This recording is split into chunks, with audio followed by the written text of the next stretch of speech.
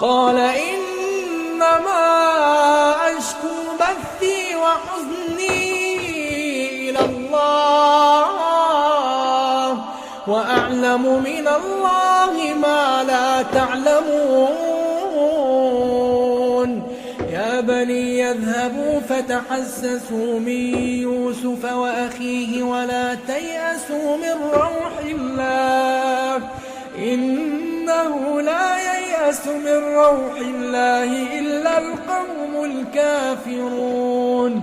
فلما دخلوا عليه قالوا يا أيها العزيز مسنا وأهلنا الضر وجئنا ببضاعة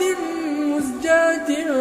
فأوف لنا الكيل وتصدق علينا